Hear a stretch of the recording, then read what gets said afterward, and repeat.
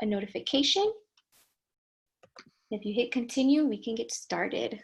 And with that, I'll now pass it over to Rin. Great. Thank you so much. And thank you to those of you that have come this afternoon. I know middle of the afternoon on a Thursday is not always, the most easy, I guess, but I do appreciate your being here and your involvement in your students' foray into Sonoma State. As Veronica said, my name is Rin Valentine. I am with Redwood Credit Union as their financial wellness advocate. So what that means is that I do things like this. I've been with Redwood for almost coming up on 20 years, and I've done a wide range of things with them, everywhere from teller work to opening new accounts and loans to being part of financial assistance during the Great Recession. I've also acted on their behalf, interacting with community nonprofits and select employer groups, student bodies of different schools, so on and so forth.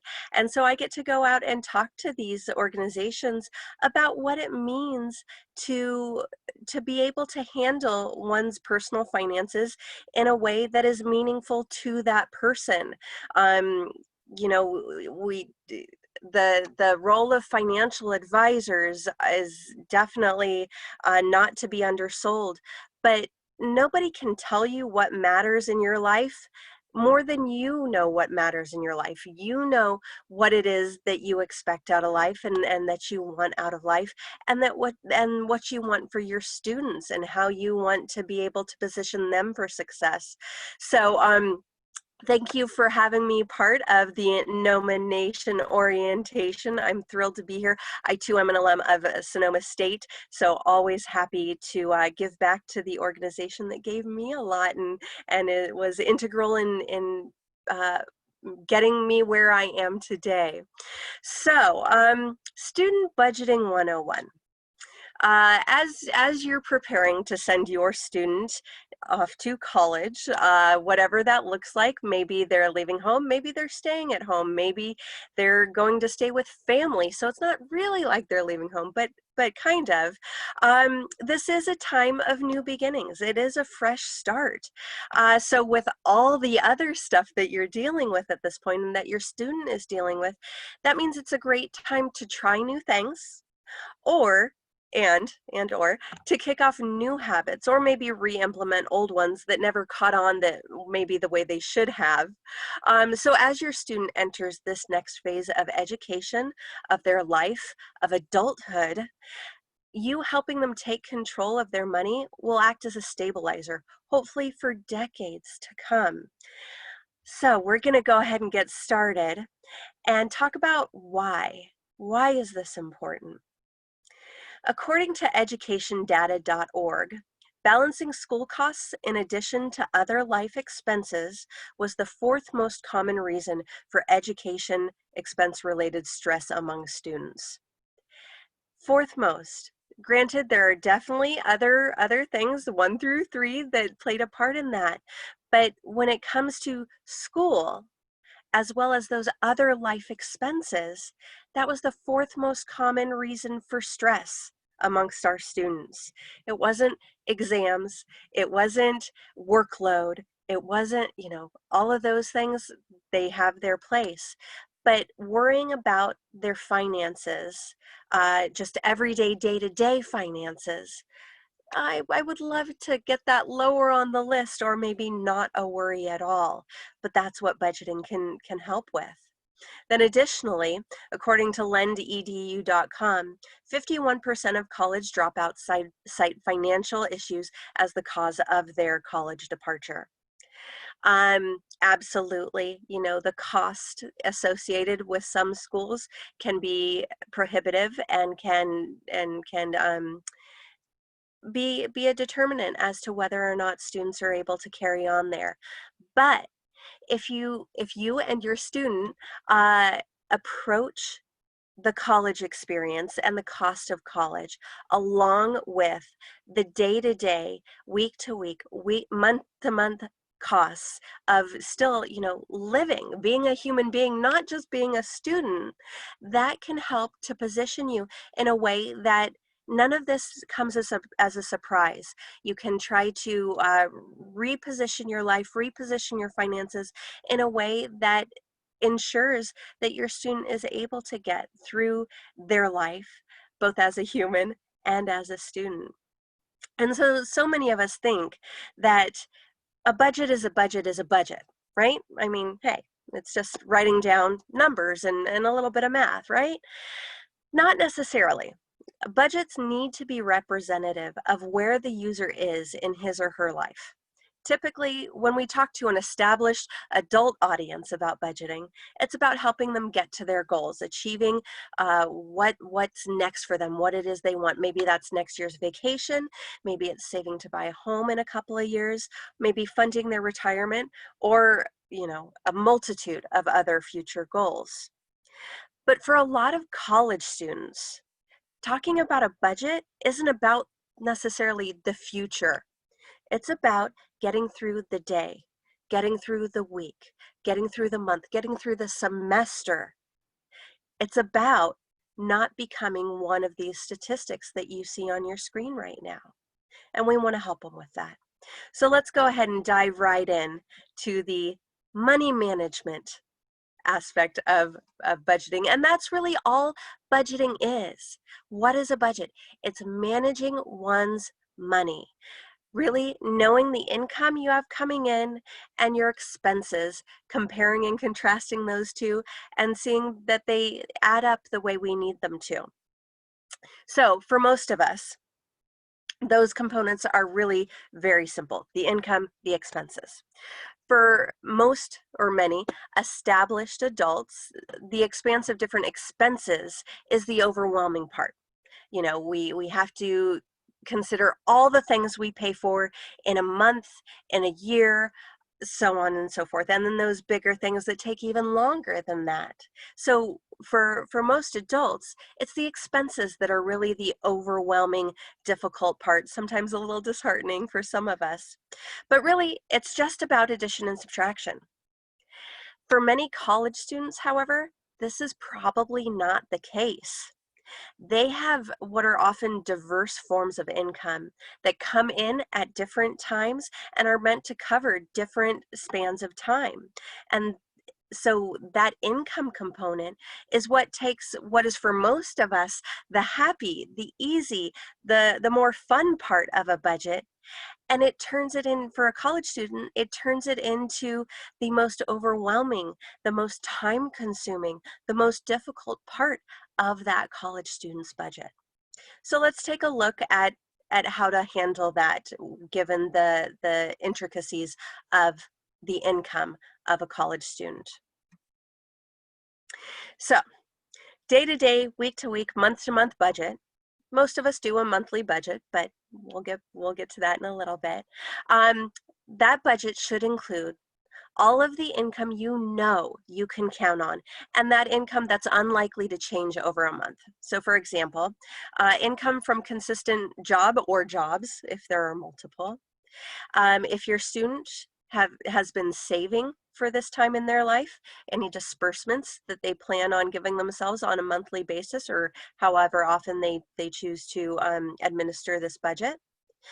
Any ongoing family contributions. So if you as a parent, as a guardian, as a caretaker of this student, if you've been saving up over their life and you're now intending to give them a monthly or periodic financial contribution, that's probably something that is going to be looked at as consistent income. And then other things, maybe government benefits, so on and so forth. Anything that's consistent, that probably won't change month to month, that your student can count on an ongoing basis. And then we've got income that's not so consistent. And the weird thing about many of these forms of income is that they are in some ways consistent, but they're not consistent like a job consistent, or family contributions happening on the monthly consistent. So this is where a college student's budget differs hugely from a typical, more established budget. Not only are these funds paid at different periods than most consistent income, they can vary, they can appear or disappear from year to year, or even semester to semester. Also, some of these forms of income may be paid directly to the school or to the student and or family, or a combination of both. It can get really sticky. It's important that you're clear on what funds you can expect to actually hit your pocket or your account, and which funds will be applied directly to your school costs and by how much, whether we're talking about financial aid, student loans, scholarships, other things that don't happen monthly, that happen maybe periodically or very, by definition, inconsistently. So once you figure out what funds will actually be in your possession, whether we're talking about in your pocket or in your account for you or your student to use as you see fit, then you have to determine how often they'll be dispersed to you. So, for example, a student loan, a lot of that might be paid directly to the school to pay for education costs. But if your student was granted more than what is actually needed to cover tuition and that kind of thing, the extra amount might be actually sent to you or your student. You're going to have to figure out when that's going to be and how often. Most typically, that'll probably be once a semester, but it's up to you and your lender to ensure that you're aware of that. Um, so as you're considering that, also consider that most personal budgets are administered on a monthly basis due to the fact that most recurring bills are charged monthly. So if you'll be going by that monthly standard, you got to figure out how to split this relatively inconsistent income so that it evenly contributes to each month of whatever period it's meant to cover, whether that's a quarter, a semester, or a year. I remember when I was going to college, I got a small scholarship. It was distributed directly to me, but it was going to happen once for the year.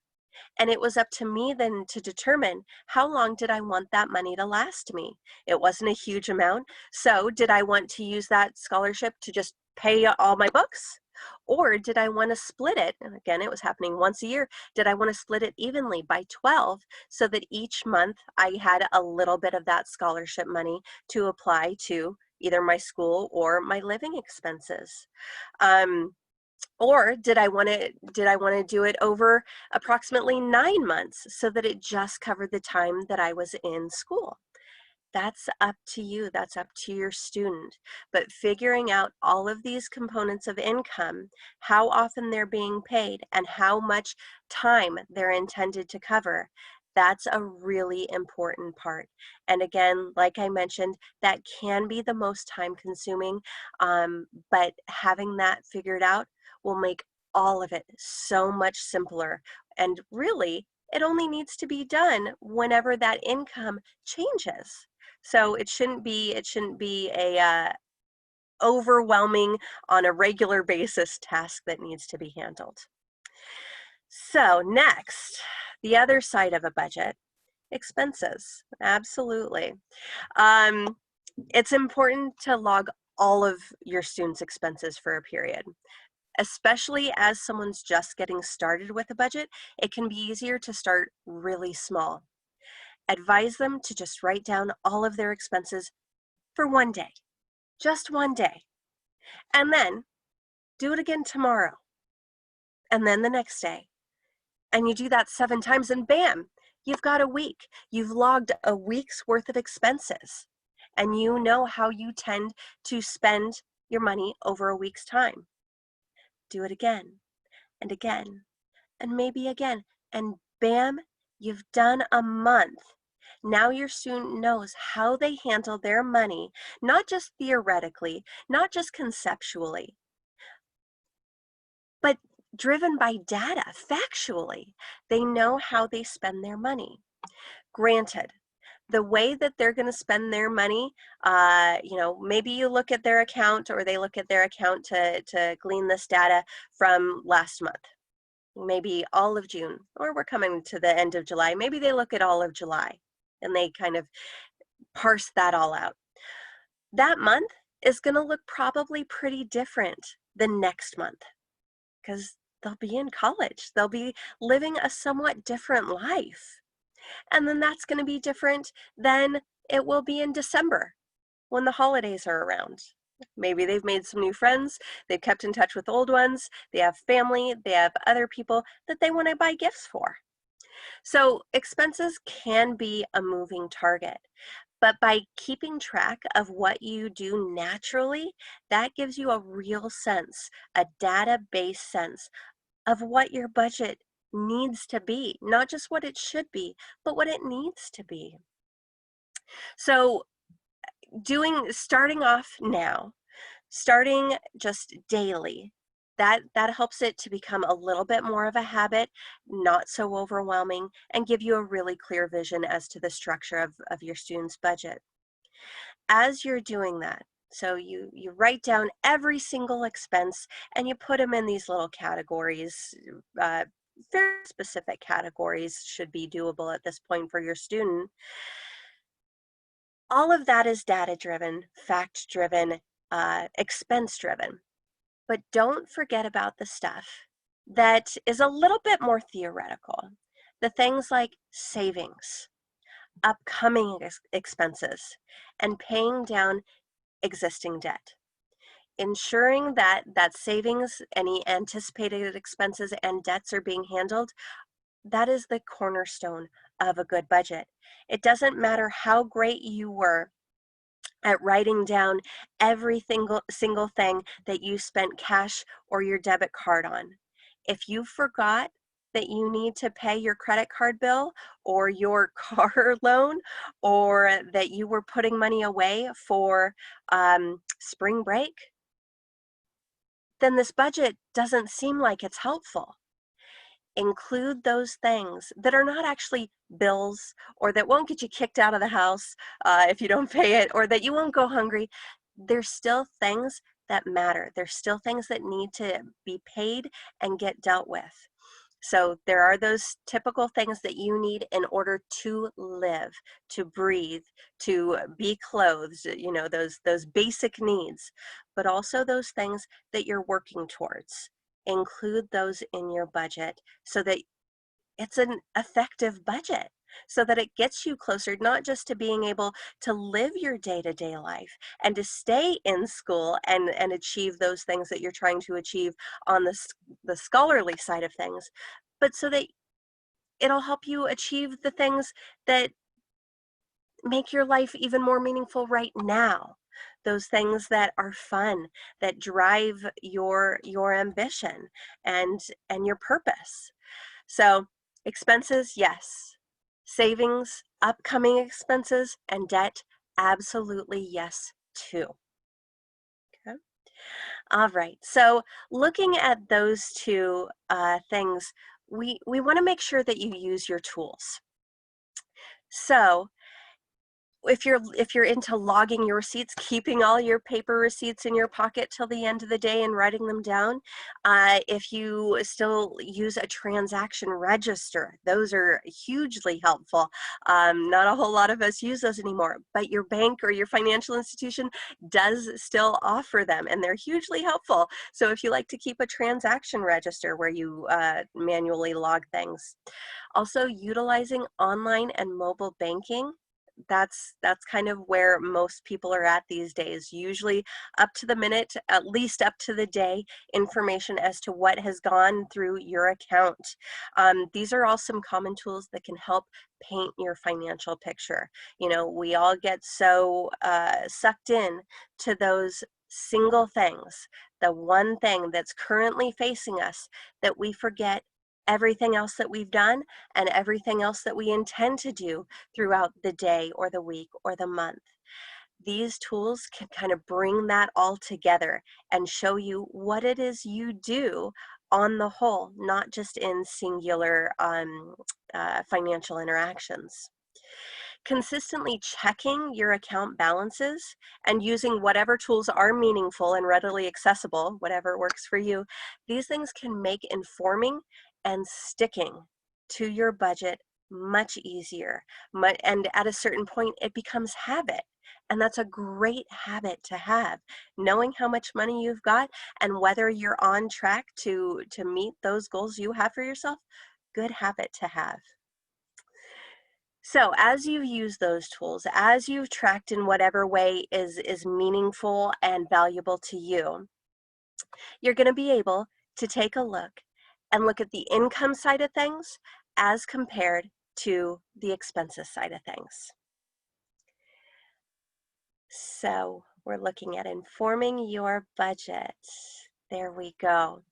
Now that income and expenses have been tallied, it's time to think about inconsistent bills. We've talked about inconsistent income, but what about inconsistent bills?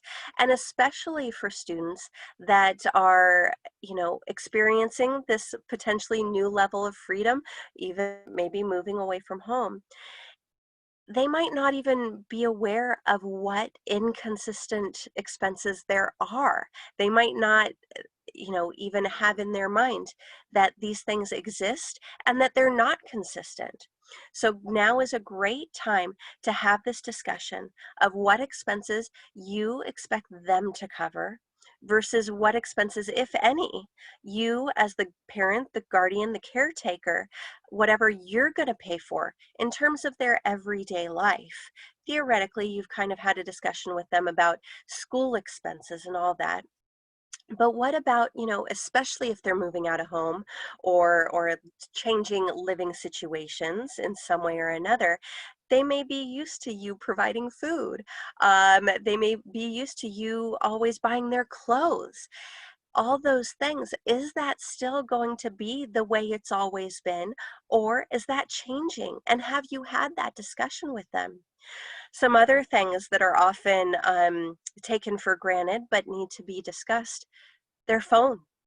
Are they on your family plan? And is that going to stay as such? Are you going to pay for them? Or do you now expect that they pay a little bit towards their phone, but maybe stay on your plan or get their own plan? Same kind of goes for car insurance. A lot of parents pay for their students' car insurance up to a certain point and then cut it off at a certain point. What is that point? And is that now? And is that a discussion that needs to be had with your student? Health insurance. This is incredibly important. While most students, well, yeah, most young people are covered on a guardian's health insurance until they're about 25 or 26. If for some reason that's not the case for you, they absolutely need to know if you're expecting that they will handle their own health insurance. Very important aspect for them to take into consideration, not just financially, but obviously as well physically. Car registration. This is one that flies under the radar more often than you'd think, but because it is an annual expense, because if your student does have their own car and that bill is probably coming to your house, is that something that you are going to cover, or is that something that they need to consider? And again, let's say their registration is $200. That's not a small expense. If that just pops up one month, are they going to be able to handle that? They need to know ahead of time whether or not this is something that needs to be taken into consideration as one of those inconsistent expenses that they need to start putting a little bit away for, maybe every month or periodically, as you and they determine is best for their situation. So these and so many others can be items that need to be included in your student's budget that they, and maybe even you, didn't even think about coming their way. So think about those things that, it's hard to say, think about those things you don't think about, but it's important to do so. So while a totaled up list of income and expenses like we're looking at right now is a great start, your student can take their budget to the next level. And let's look at that on the next screen. By utilizing some type of budgeting tool, it'll bring it all kind of to a clearer picture. Whether it's an online service, a spreadsheet, or a paper budget sheet, or anything in between. Budgeting tools can help a user recall expenses they had not already taken into consideration.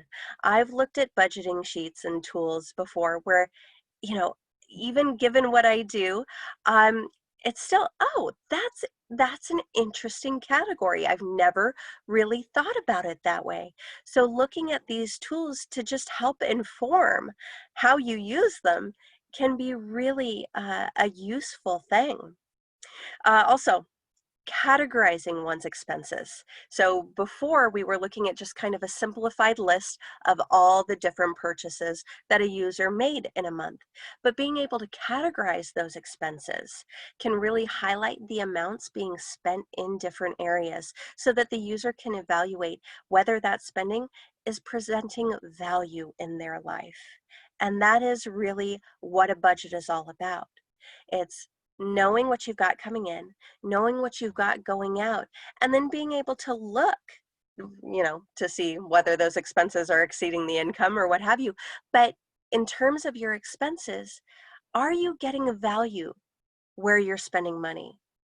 Does it make your life better? Does it make you happier? Does it get you closer to the goals and dreams you have for yourself? So being able to look at these categories and say, oh my gosh, I spend what in this area? I can't believe I do that. That right there, that internal, somewhat visceral response can really indicate to you that even though you're the one making these purchases and making these decisions, that it's not returning the value that maybe in the moment you feel it is. When it's all tallied up and it doesn't seem right to you, something needs to be taken a look at there. So the sheet you see on your screen right now was developed specifically for a college student's often unique situation. It looks at the different forms of income and the different times at which that income can be received. It also looks at some of the most common expense areas that are typical to a college student's life. And then it also helps them, as this may be their first official budget, helps them figure out, okay, here's what I add up, here's what I do, here's what I subtract, so on and so forth. It's a very simplified budget, um, but it's a really good place to start. And this will be available on the parent portal. It'll be posted there. So you're welcome to print it up, hand it over to your student, use it yourself if you like, use it alongside with your student. Please help yourself. But it was thoughtfully put together specifically for the life of your student. Also, as mentioned prior, for an established adult's budget, really what we're talking about there is recording stuff and then addition and subtraction. What this sheet does in particular is deals with those income things that actually bring in the components of multiplication and division. Not that they're hard skills, but it's just not something that's typically done. If you as a parent as a guardian have your own budget, you're probably pretty used to the addition and subtraction stuff. This really thoughtfully tries to integrate those things that are different from the typical adult budget. So we've talked about income, and that's somewhat predictable. We've talked about expenses, and that's fairly predictable and something that the user definitely has experience over. But what we haven't talked about, and what I always need to talk about, is the budget buster. Because these are just things that pop up. It can come up, it can be brought to your mind when you're compiling a budget.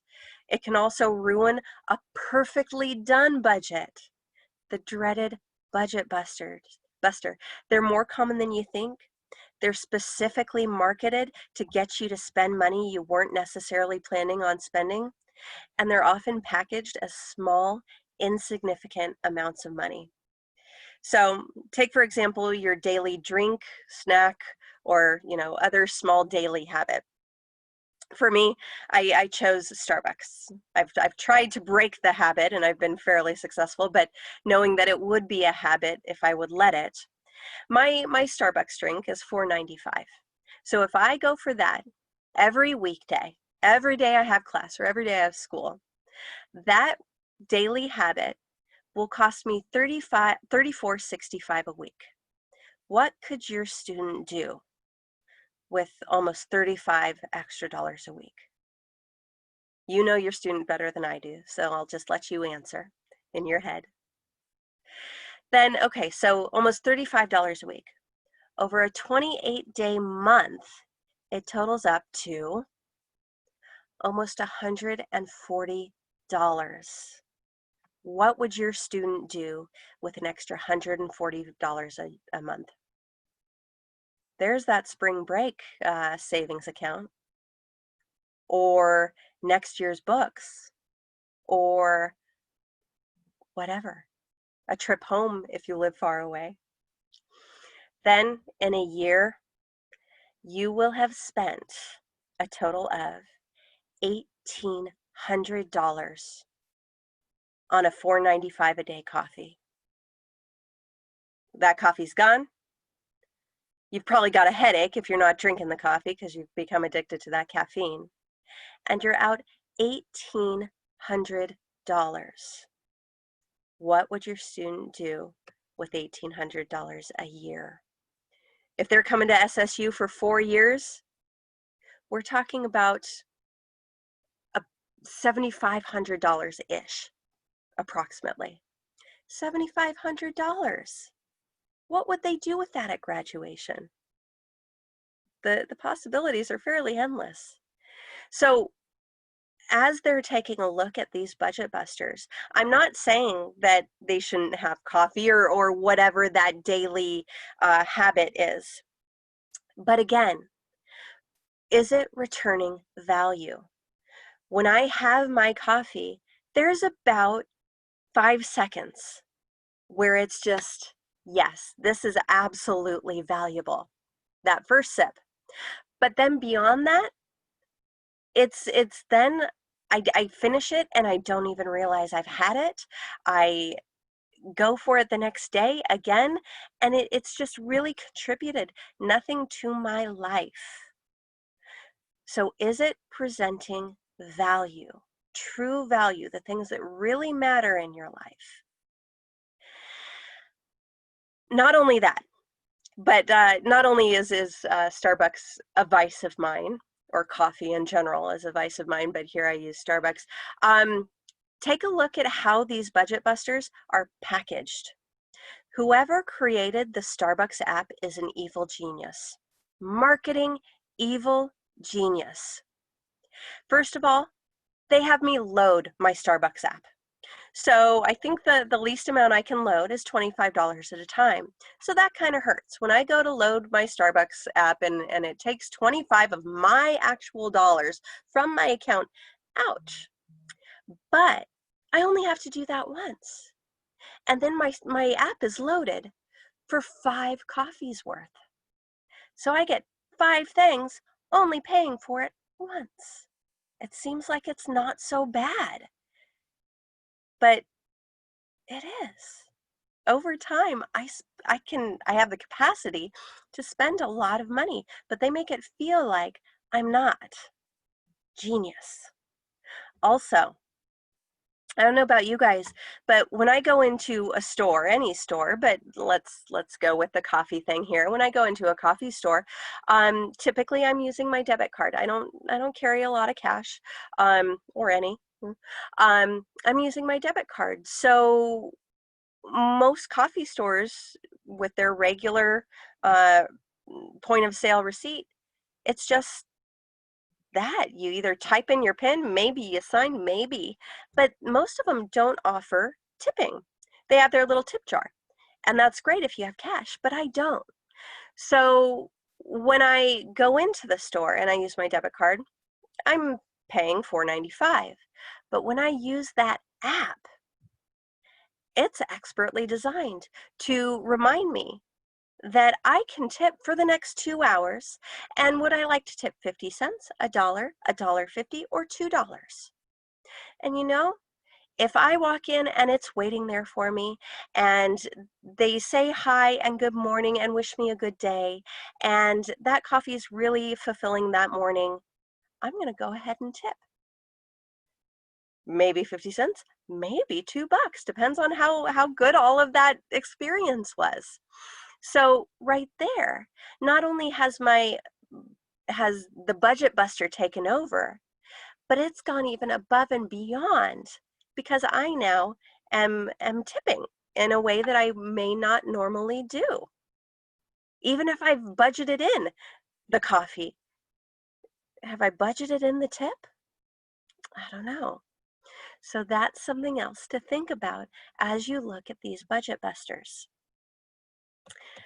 So the thing about this whole discussion that we're having, it is an ongoing process. While creating a budget is likely not the way anybody wants to spend an evening, once you've done it, it may not seem as daunting as is once thought, especially when it confirms that you've got this college life handled and the financial side of it handled. Then there's your reward. And then the months following and the success you'll experience, there's your reward for spending an evening of, putting things together. There you go. But putting the budget together is just one step. It's a huge, important beginning step, but just one step. Now it's time to execute the budgetary commitments you've set up. You actually have to follow the budget you set. A budget is just words and numbers until you actually put it into play. Keeping the budget handy, referring to it often, and sticking to it as much as possible is really important. Note, though, that I did say as much as possible. And that flows right into the next bullet point of making adjustments to fit your reality. Even the best laid plans get derailed. If you find that you're not able to stick to your budget in a given area, reflect on why that is, how you can accommodate the extra need, and what area that money will be taken from or made up for. So just because you overspent in one area and you need more money doesn't mean that it just appears. It means that you have to actually short another area that you had budgeted for. Is that your food budget? Is that your transportation budget? Is that the savings for spring break or next year's books or next year's tuition? Where are you taking that from? And is that really worth it when you're having to short something else to make up for a current shortfall? Maybe your budget needs a little bit of reworking, and that's absolutely okay. Do not take that as failure. Budgets are not a one and done. You got to keep up with it and make those adjustments as you see fit. Next, revisit and update your budget periodically, as well as any time income or expenses change. You've got to make sure that your monetary roadmap, that's what this is up to date. The smallest changes to your income and or expenses can have an impact on your financial situation, positive and or negative. Make sure Rin, I believe you froze. Could you repeat that last part, please? Absolutely. I'll just start at revisit and update periodically, as well as anytime income or expenses change. So you've got to make sure that your monetary roadmap is up to date. This is a roadmap. It's getting you from where you are to where you want to be. And you've got to take into consideration that the smallest changes to income or expenses will impact your financial situation. Could be positive, could be negative, but you need to take that into consideration either way. Making sure that you're updating your budget overall on a periodic basis to ensure you're getting the most of your money is integral. A lot of people think, okay, I just got a raise at work, or somehow I'm getting more money. That's great. I don't need to update my budgets. It's all good things. But studies have shown time and time again that the more money we make, the more we tend to spend. There's something in our brain that tells us it's okay. I'm making more so I can spend more. And oftentimes we wind up overspending even the increase in the income. So making sure that you update it, even when it's simply an increase in your income, will make sure that whatever you're putting that increase to, that it's meaningful, that you know where that money is going and that you're being purposeful about it. And of course, when expenses change, you really want to take that into consideration. You don't want to be caught flat-footed when all of a sudden that's a budget that's been working for you no longer works for you because there was this increase in an expense and you didn't take that into consideration. Trying to be proactive about it, that'll put you in the best position possible. And then I am a huge proponent for fun. You know, we as adults, your student as a student, perhaps also as a working student maybe, fun is necessary. While your student's life and education needs, of course, need to be considered first, factoring fun into the budget when possible helps them to stay motivated, stay happy, stay sane, and give them a sense of belonging and purpose behind this whole school thing. Obviously, they're shooting for education and increased marketability in the job market, most definitely. But this is also about developing as human beings, developing as adults and as individuals, and being able to have fun and whatever that looks like to them, that's an important part of it too. So make sure that they're having some fun whenever possible as well. Budgets aren't just about restrictions, it's about a good time and making sure that you enjoy the life that you're working so hard for. So with that, I do want to thank you all for coming. We do have some time for questions, but you know, I jumped right in earlier because I was excited to talk to you. I do want to let you know that SSU and Redwood Credit Union have had a very close relationship over the last several years, most definitely, and even beyond that. But it's really solidified over the last couple of years because we know the status that SSU holds within the community and the wonderful things that they're trying to do for your students. We too are a community-based organization serving the 8 North Bay counties. We've been doing so since 1950, and when this partnership possibility came up, we jumped at it because it just fits. SSU is here for you. SSU is here for your student, and the same is true of Redwood Credit Union. We want smart, informed, capable, financially stable people within our community. And if we're able to be a part of that for your student, that just that is our mission, that is our vision, that is our values. If there's ever anything that I can do for you, that Redwood Credit Union can do for you or your student, please know that our mission is to passionately serve the best interests of our members, employees, and communities. We put that everywhere so that we are sure to live by it, to stick to it, and you know what to expect from us. So thank you for your time today.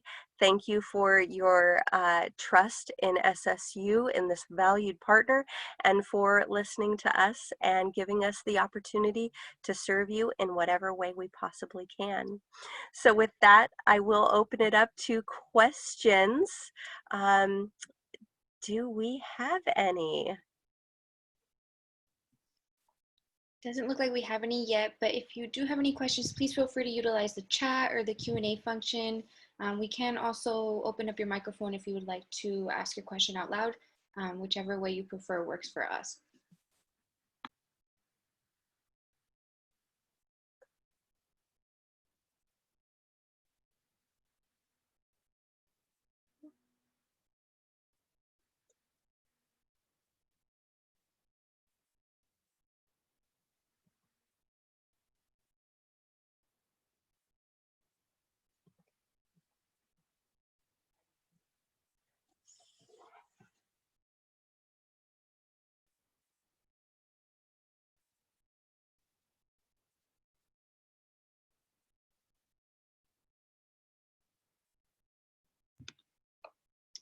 Alrighty, well, it doesn't look like we have any questions, but if any pop up later on, please feel free to reach out to our office. We'll also let Rin know and pass along the message if it's a question for her. But thank you so much for joining us today. Thank you, Rin, for your presentation.